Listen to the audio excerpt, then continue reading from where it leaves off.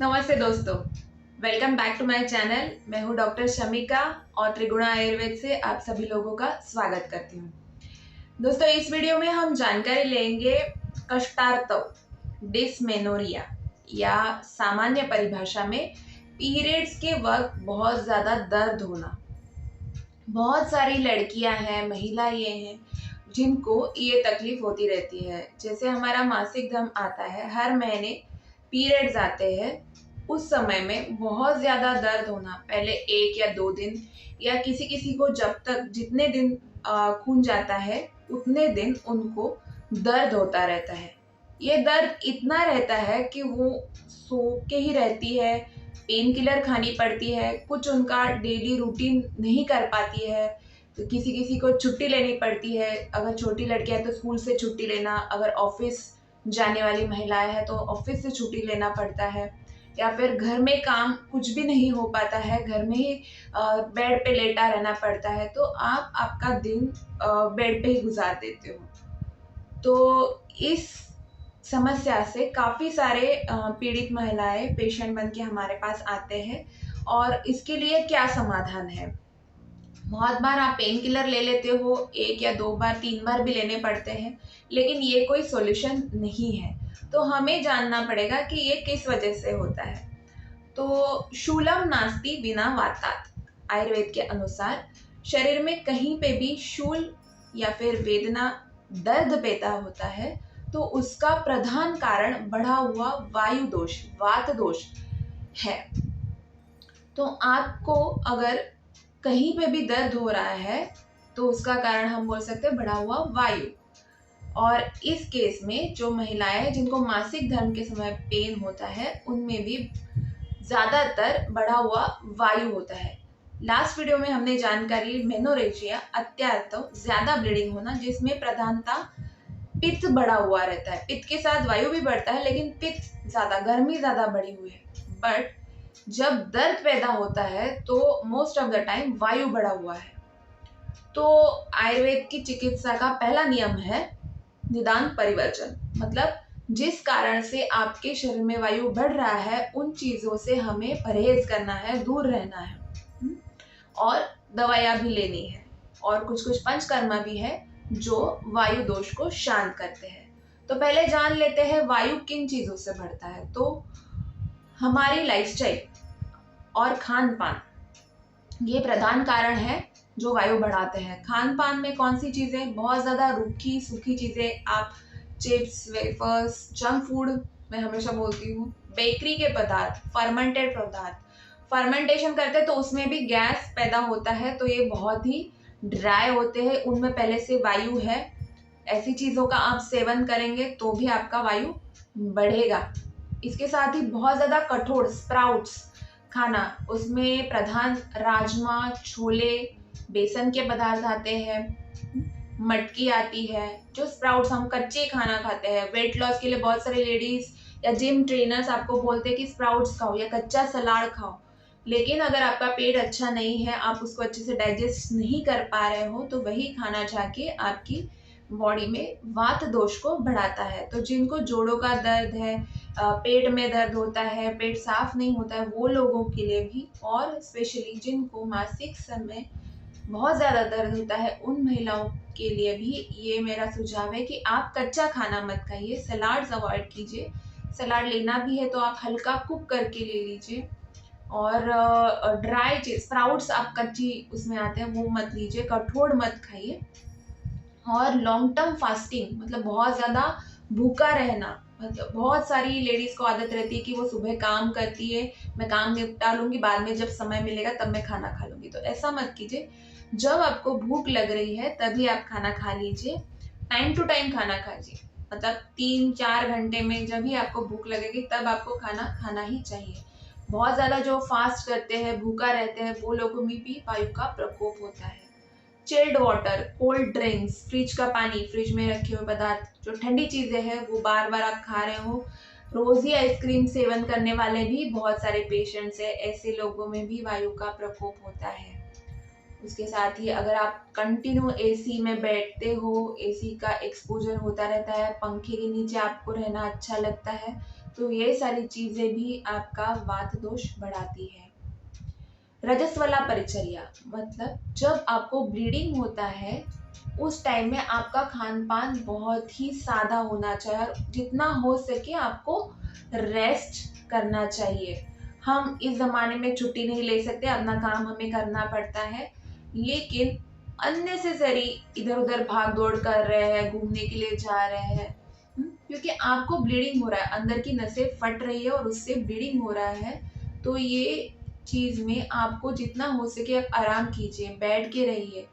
अगर आप बैठेंगे नहीं, बहुत ज़्यादा उछल कूद, विस्पर्स या फिर सैनिटरी पैड के एड में बहुत दिखाते हैं कि वो पैड पहनो और इधर उधर उछल कूद करो, वो बहुत ही गलत बात है। उस वजह से ये सारे इंसिडेंसेस बढ़ रहे हैं। पीसीओडी है, मेनोरेजिया है या फिर डिस्मेनोरिया है, क्योंकि जो रजस्वला मतलब जिसको ब्लीडिंग हो रहा है उस औरत को उस समय में रजस्वला बोलते हैं। और परिचर्या, उसको कैसे तरह की लाइफस्टाइल, कैसी तरह की खान पान करनी चाहिए या उनका डेली रूटीन कैसा होना चाहिए, उसको बोलते हैं परिचर्या। तो एक मोटे तौर पे मैं बता रही हूँ कि रजस्वला जब आपकी ब्लीडिंग हो रहा है तब आपको जितना हो सके आप बैठिए, आराम कीजिए। आपका खान पान एकदम सादा रहना चाहिए, बहुत ज़्यादा तला हुआ, स्पाइसी या फिर बाहर का खाना अवॉइड कीजिए। भूख के हिसाब से आप रहिए, शांत रहिए, तो आपको ये सारी तकलीफ़ें नहीं होंगी। और सबसे जिनको डिस्मेनोरिया हो रहा है, जिनको बहुत ज़्यादा पेन होता है ब्लीडिंग के समय, उन लोगों को खास तौर पर इसका ध्यान रखना है। तो जिस जिस कारणों से वायु बढ़ेगा, मैंने बोला खाने में रूखी सूखी बहुत ज़्यादा ठंडी चीज़ें, बासी चीज़ें हैं, अगर वो आप खाते हैं तो भी आपका वायु बढ़ेगा। अगर आप बहुत ज़्यादा मूवमेंट, ओवर एक्सर्शन कर रहे हो, लॉन्ग टर्म फास्टिंग कर रहे हो, एसी में बैठ रहे हो, हवा जिसमें ठंड लगती है, ऐसी सारी चीज़ें आप कर रहे हो तो आपका वात दोष बढ़ेगा। तो ये आप लाइफस्टाइल फॉलो कीजिए। उसके साथ ही पीरियड आने से पहले ही, मतलब जब आपका ब्लीडिंग बंद हो जाएगा 5 या 6 दिन, उसके तुरंत बाद आपको अभ्यंग शुरू करना है, क्योंकि oiling is the best treatment for वायु दोष। वात को कंट्रोल करने के लिए अभ्यंग, ऑयल मसाज सबसे बेस्ट ट्रीटमेंट है। अगर आप पूरी बॉडी को कर सकते हैं बहुत अच्छी बात है, नहीं तो आप आपके पेट के ऊपर रात को सोने के समय हल्के हाथ से तेल का, किसी भी तेल आपके पास हो, उससे मसाज करना शुरू कीजिए। ऐसे राउंड राउंड गोल गोल आपको मसाज करना है, क्लॉकवाइज, राइट टू लेफ्ट आपको करना है। डेली आप कीजिए जब तक आपके पीरियड्स नहीं आ जाते। उसके बाद अगर चाहिए तो गर्म पानी की थैली से सेक भी आप कर सकते हैं। तो ये आपको 50%, 50% तक आपके दर्द में फ़र्क महसूस होगा। ये आपको कंटिन्यू करना है जब तक आपके पूरे लक्षण नहीं चले जाते हैं। एक छोटी सी बात भी आप ये फॉलो करते हो तो आपको उसमें बहुत फ़ायदा होगा। इसके साथ ही कुछ घरेलू नुस्खे हैं, वो मैं बता रही हूँ, जिसमें आपको फायदा होगा। कैस्टर ऑयल, दिवेल का तेल बोलते हैं, एरंडी का तेल बोलते हैं, वो 1 चम्मच आप रात को गर्म पानी के साथ ले लीजिए। क्योंकि बहुत सारे लोगों को कॉन्स्टिपेशन होता है, गैस की तकलीफ रहती है, उनका खाना अच्छे से हजम नहीं हो रहा है, तो भी उनको पेट में वायु तैयार होता है और ये वायु आपको कहीं ना कहीं जाके दर्द पैदा करेगा। तो आप 1 चम्मच कैस्टर ऑयल रात को गर्म पानी के साथ या दूध के साथ भी ले सकते हैं। इससे भी आपको काफ़ी फ़र्क महसूस होगा आपके दर्द में।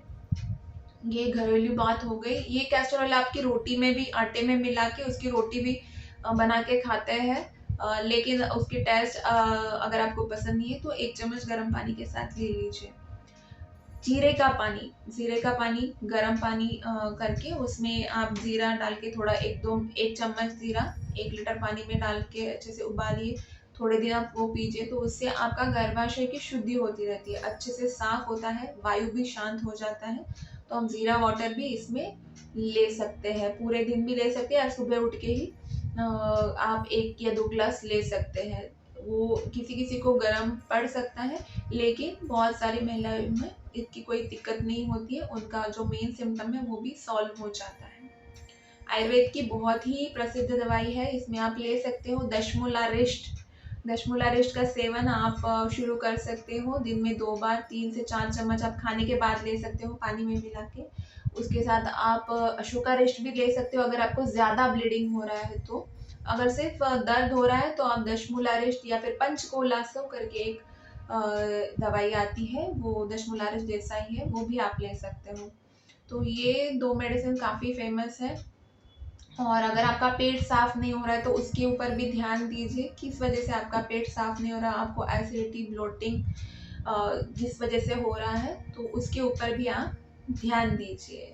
पंचकर्म में कौन सी ट्रीटमेंट आप करवा सकते हो, जैसे मैंने बोला abhyanga oiling is the best treatment for vayu दोषा।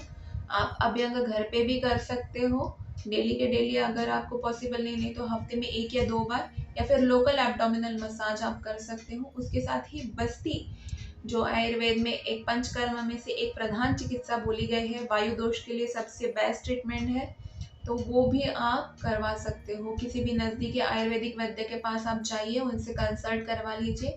बस्ती का एक छोटा सा कोर्स भी आप करवा लेते हो और तो भी आपको जल्द से जल्द इसमें राहत मिलेगी।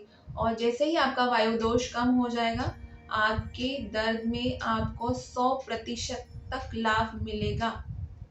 तो जिनको दवाइयों से या फिर घरेलू नुस्खों से फ़र्क नहीं पड़ रहा है, वो डेफ़िनेटली जाके दवाइयाँ शुरू कर सकते हैं और बस्ती की ट्रीटमेंट भी नज़दीकी आयुर्वेदीय वैद्य के पास ले सकते हैं। तो ये सारी जानकारी थी कष्टार्तव या फिर डिस्मेनोरिया या फिर पेनफुल मेंस्ट्रुएशन के बारे में।